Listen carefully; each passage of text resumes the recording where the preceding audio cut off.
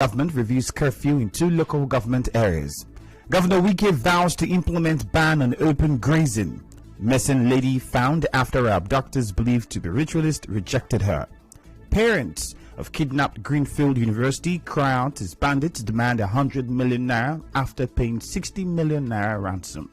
On the foreign scene, UN head calls for an end to violence in Gaza. I am Ifeemi Andrew. The Rivers State government has reviewed the curfew from 8:30 p.m. to 6 a.m. in only Port Harcourt and Obiakpo local government areas from yesterday. Governor Nyesom Wike announced the review during a state broadcast on Saturday. He said the 7 p.m. to 6 a.m. curfew remains in force in the other 21 local government areas. The current night curfew in Port Harcourt and other local government areas will now be effective from 8:30 p.m. to 6 a.m. from Sunday, 16th May 2021. All the starting and closing time frame of 7 p.m. to 6 a.m. still continues to apply to the prevailing curfew in the rest of the 21 local government areas of the states until further notice. The governor also said those behind the attacks on security agents have been arrested. Thank heavens, those responsible for targeted ambushes and murder of security personnel in the state have been apprehended and are now facing the venom of our laws, as none that is proven to be criminally liable will escape the fury and crushing impact of justice. We wish to reassure every citizen and resident that we are able, willing, and ready to act directly and decisively and at any time with the full weight of our government to forestall every security threat to our state. Recall that there were several calls by Rivers residents for a review of the statewide curfew. Since the curfew began, motorists and passengers have been held at various locations for breaching the curfew. Some blamed it on the traffic situation coupled with barricades near police stations. Those who were unable to pay bribes were made to spend the night at police stations. Meanwhile, Governor Nyesom Wike says the decisions reached by the southern governors, including the demand for restructuring, cannot be reversed. Governor Wike said this during a grand reception held in his honor by the Ogoni people in Bori, Kana local government area of the state. Look, I have been in government and in opposition. Nobody can cow me. Government cannot cow me. I will say what I will say, and I will do what is right for my people. Nobody will do me anything. I will die the day God says is my day. Nobody can take my life when it's not time for me to die. Let me also use the opportunity to say, all those who are saying why should Southern governors say they ban grace, I have taken further step to fulfill what the Southern governors have said in Asaba. If anybody wants to die, go and die and hang yourself in the electric pole. Enough is enough. We are not second-class citizens of this country.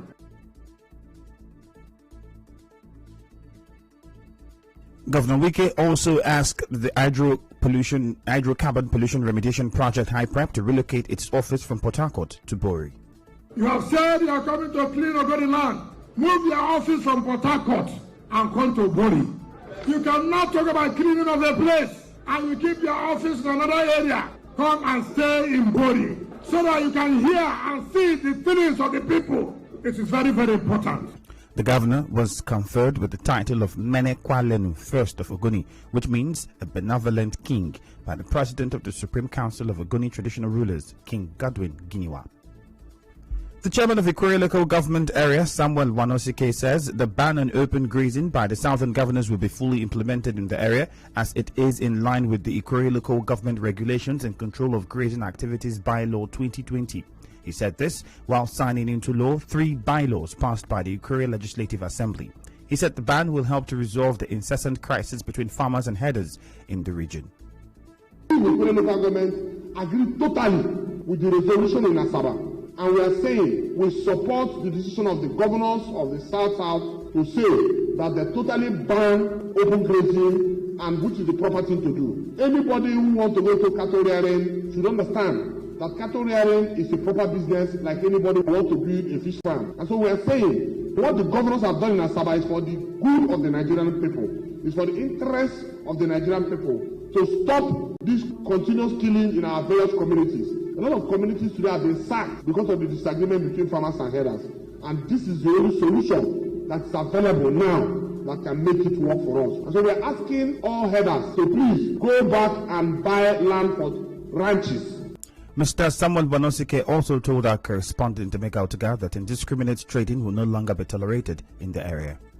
We agree with the fact that the economy is biting and that small-scale businesses must be encouraged, but we must not live as if we are in a lawless society. The Ikwerre local government today, by signing this bylaw into action, have come to say that we will never tolerate indiscriminate street trading anymore. I want to specifically mention that the following communities should please take note so that people will not claim ignorance.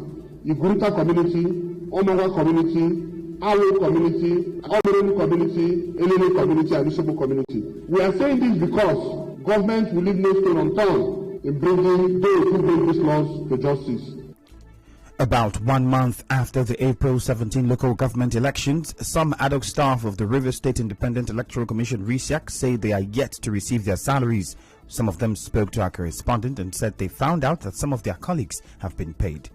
I don't know whether it's omission or something else, because other people have been paid. It has affected me in so many ways. As a young man, I think I'm supposed to use the money to maybe offset 1 or 2 bills. Ordinarily, one would be worried, but then I understand that there are processes that may be required for these payments to be made. I understand that we are close to 20,000 persons or so. So our fingers are still crossed. We are still optimistic. Well, after the election that very day, they asked us to send our candidates to our SPOs. It took like 3 to 4 weeks before the started even paying itself. And some person got their money, and I've not gotten mine. RISIAC is yet to respond to this, but record that over 20,000 persons applied as ad hoc staff in the April 17 local government elections. A lawyer, Libros Oshoma, says judiciary workers should not be blamed if state governors refuse to implement their demands. As you may know, it is over 1 month since the judiciary workers went on strike, paralyzing the justice system in Nigeria.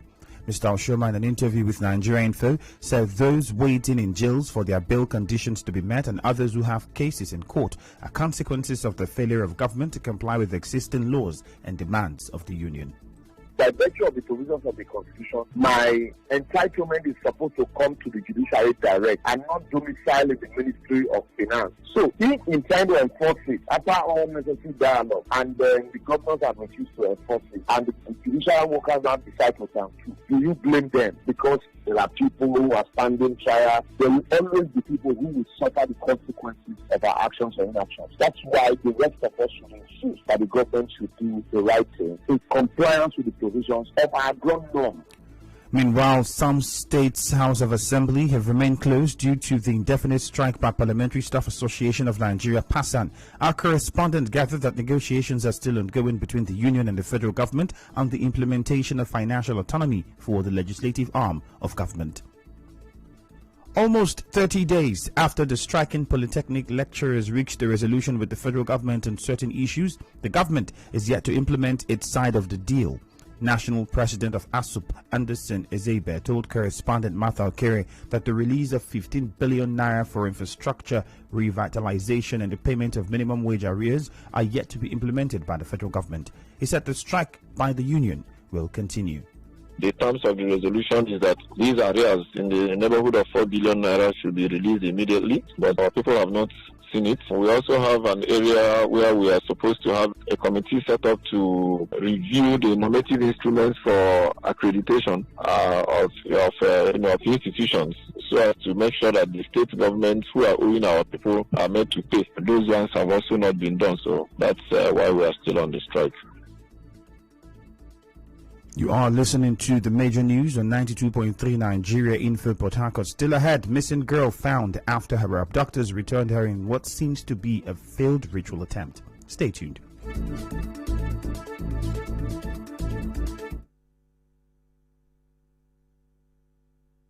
Connect with your customers. Advertise on 92.3 Nigeria Info. Visit our downtown office at Shop 9, Mediatrix of All Gracies Plaza, opposite FIRS, Stadium Road, Port Harcourt, and book your commercials. Call 0817 001 8162. That is 0817 001 8162. And let us connect you to your customers. Connect with your customers. Advertise on 92.3 Nigeria Info. Visit our downtown office at Shop 9, Mediatrix of All Gracies Plaza, opposite FIRS, Stadium Road, Port Harcourt, and book your commercials. Call 0817 001 8162. That is 0817 001 8162. And let us connect you to your customers. Connect with your customers. Advertise on 92.3 Nigeria Info. Visit our downtown office at Shop 9, Mediatrix of All Gracies Plaza, opposite FIRS, Stadium Road, Port Harcourt, and book your commercials. Call 0817 001 8162. That is 0817.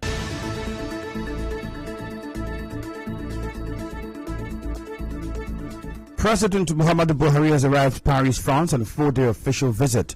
A statement said the president is attending the African Finance Summit, which will be focused on reviewing African economy.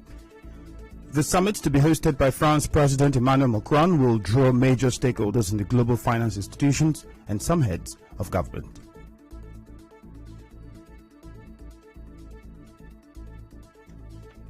In what seems to be a case of an abduction for ritual purposes, a resident of Abuluma in Port Harcourt says her missing sister was found 2 days after she left home for work but did not report at her office. Joy David, sister to the victim, told Nigeria Info that after 24 hours the family went to the police to report the matter. We made the entries and we were told that we'll have to wait for the DPO to come. That when the DPO comes, that's when they will know what to do. That they will send signal, we should drop some money for signals, which we did. And then my dad insisted that he wanted to see the DPO.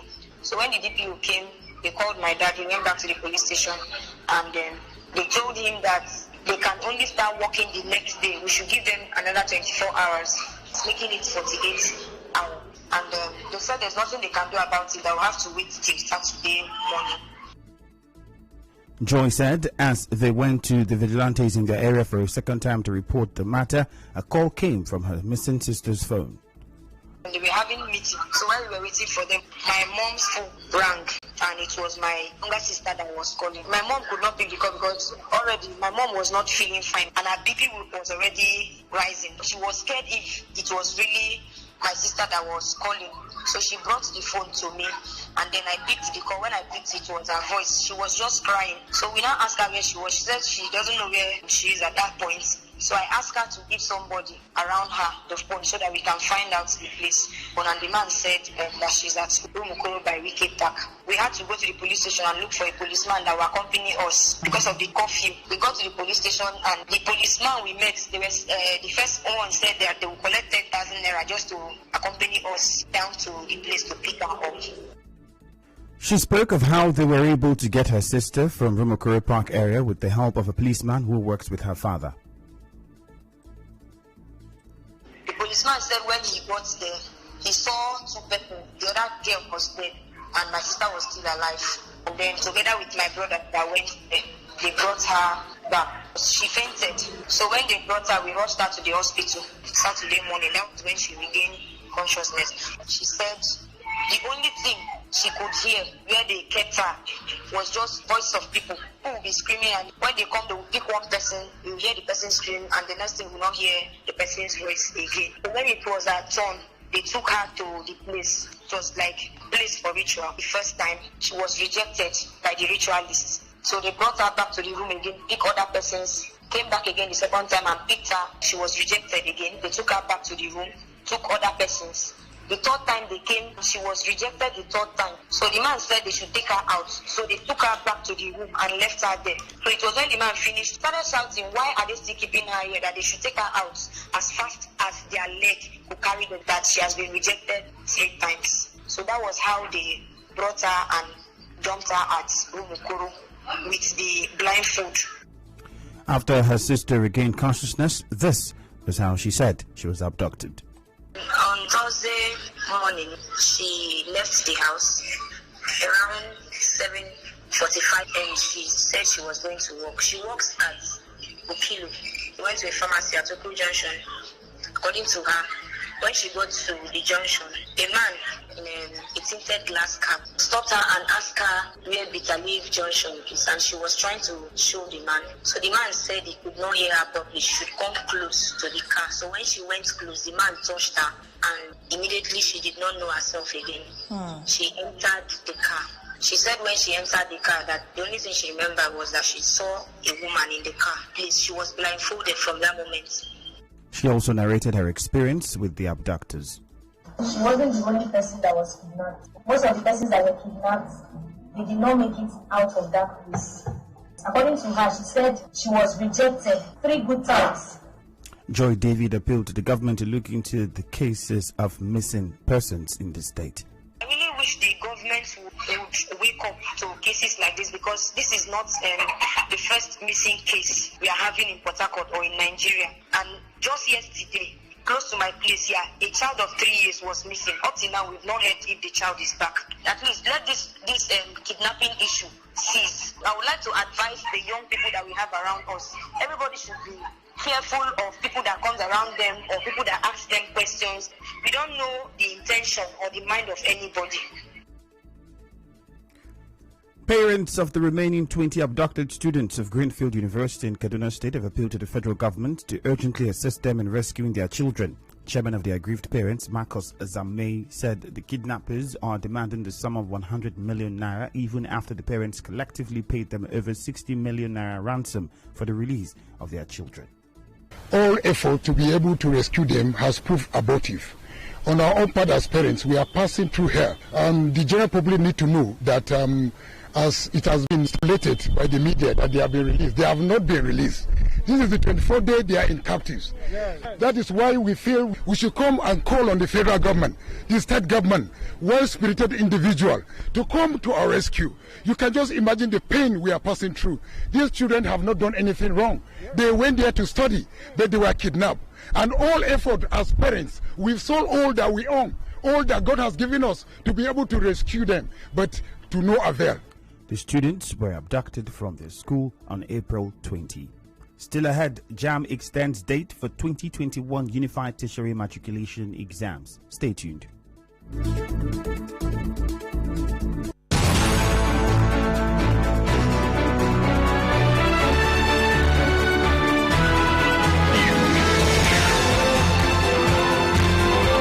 This is the news on 92.3 Nigeria Info.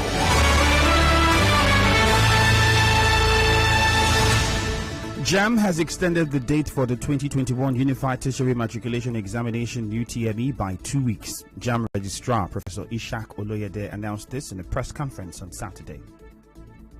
Stakeholders recommended and the management approved a 2-week extension for registration to now end on May 29, 2021. Accordingly, the 2021 mock UTME, earlier scheduled for 28th May 2021, will now hold on the 3rd of June 2021, while the May UTME will hold from June 19 to July 3, 2021. He also warned computer-based test CBT centers from carrying out group registration for candidates. No CBT center should collect money for e-PIN and registration fees simultaneously. You buy the PIN and you go for registration. And no CBT center should collect registration fee until the completion of this registration. You will know if we find any CBT center who collects registration fee before attending to the candidate. That CBT center will be sanctioned. And now we bring you news from around the world. As fighting continues in Gaza, the United Nations Secretary General Antonio Guterres has warned that it could plunge the region into an uncontainable crisis. He pleaded for an immediate end to the utterly appalling violence. Sunday saw the deadliest attacks, with Palestinian officials saying more than 40 people were killed in the latest Israeli airstrikes on Gaza. On the news this morning, you heard that President Muhammadu Buhari is in France on a 4-day official visit. The curfew in Obiakpo and Falga local government areas is now from 8:30 p.m. to 6 a.m. Other local government areas still under 7 p.m. to 6 a.m. curfew. Governor Nyesom Wike has vowed to implement the ban on open grazing. Governor Wike has asked IPREP to relocate its office from Port Harcourt to Bury. A missing lady has been found after her abductors believed to be ritualists rejected and returned her. You also heard that the parents of kidnapped Greenfield University have cried out as bandits demanded 100 million naira ransom after paying an initial 60 million naira. On the foreign scene, we told you that the UN head has called for an end to violence in Gaza. The news was edited by Enoho Obevere. Contact our newsroom on 0818-900-0017. Cloudy weather expected in Port Harcourt this morning. My name is Ifeimi Andrew. Good morning and thank you for listening.